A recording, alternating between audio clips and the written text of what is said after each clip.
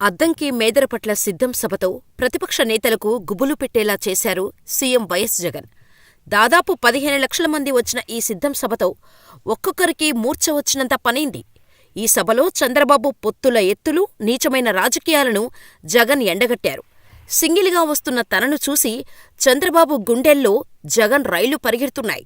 అందుకే పొత్తుల కోసం ఢిల్లీ వెళ్లి బీజేపీ ముందు మోకరిల్లారు. ఏపీలో సైకిల్ చక్రం తిరగటం లేదని దత్తపుత్రుడిని కలుపుకున్నాడు. ఓడిపోతామనే భయంతో పొత్తుల కోసం చంద్రబాబు నాయుడు అగచాట్లు పడుతున్నారంటూ జగన్ పంచులమీద పంచులు వేశారు. చంద్రబాబు చేసిన మోసాలను క్లియర్గా ప్రజలకు వివరించారు జగన్. గతంలో మేనిఫెస్టోలో ఇచ్చిన ఒక్క హామీ అమలు చేయలేదని చంద్రబాబు ఇచ్చిన హామీలు వివరిస్తూ బాబు గాలి తీశారు. అప్పుడు ఇచ్చిన హామీలు పట్టించుకోలేదు. గెలవగానే మొత్తం మేనిఫెస్టోని తన వెబ్సైట్లో నుంచి తీసేసిన ఘనత చంద్రబాబు నాయుడిదని ఎద్దేవా చేశారు. గతంలో ఇచ్చిన హామీలకే దిక్కులేదు, ఇక గెలవలేనని తెలంగాణ, కర్ణాటక నుంచి హామీలను ఎత్తుకొచ్చి సూపర్ 6 అంటూ జనాలకు చెవిలో పూలు పెట్టే ప్రయత్నం చేస్తున్నారని ప్రజలు బాబు మాటలు విని మోసపోవద్దని హెచ్చరించారు. ఒకవేళ బాబును నమ్మి ఓటేస్తే చంద్రముఖిని ఇంటికి తెచ్చుకున్నట్లేనని చెప్పారు వైఎస్ జగన్. నేను చేసిన అభివృద్ధి గురించి చెబుతాను, నేను చేసిన సంక్షేమం గురించి ప్రజలకు చెప్పగలను, నేను నిలబెట్టుకున్న హామీల గురించి చెప్పగలను. కాని బాబు ఏమీ చెప్పుకోలేరు, నన్ను తిట్టడం తప్ప. ఆయన గత 5 ఏళ్ల పాలనలో ఒక్కటంటే ఒక్క మంచి పని గురించి చెప్పుకొని ఓట్లు అడగలేడు. ఇదే నాకు బాబుకు ఉన్న తేడా. చంద్రబాబు మోసాలకు బ్రాండ్ అంబాసిడర్, విలువలకు, విశ్వసనీయతకు మీ బిడ్డ జగన్ మార్క్ రాజకీయాలు చేశారు. కాబట్టి చంద్రబాబు చేసిన మోసాలను గడప గడపకు చెబుదాం. మనం చేసిన సంక్షేమం ప్రతి అవ్వకు వివరిద్దాం. నాకు స్టార్ క్యాంపెయినర్లు లేరు, ప్రతి అక్క, చెల్లి నా స్టార్ క్యాంపెయినర్లే.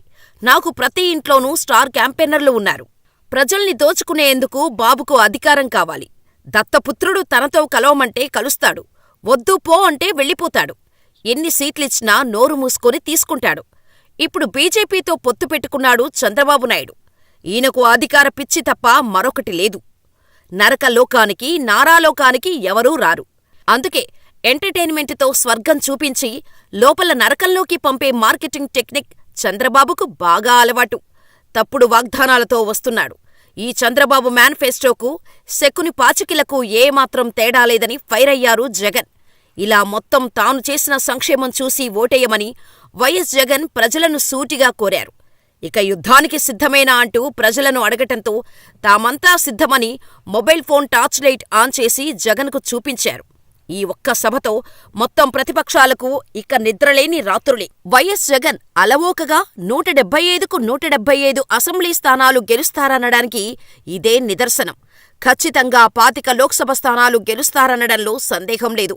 ఎందుకంటే 4 సిద్ధం సభలకు వచ్చిన జనాలను లెక్కేసుకున్నా కూడా కాబోయే సీఎం జగనే అని సులభంగా అర్థమవుతుంది.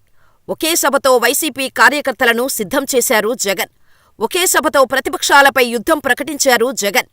మరోవైపు నా కల అంటూ రైతులు, మహిళలు, పేదలు, కార్మికులు, విద్యార్థులతో ఏపీ మొత్తం వెలిసిన బోర్డులు చూసి ప్రతిపక్షాలు కకావికలమయ్యాయి. అందరూ కూడా ఏపీ అభివృద్ధి జగన్ కల, మా కల కూడా అంటూ జై జగన్ అంటున్నారు.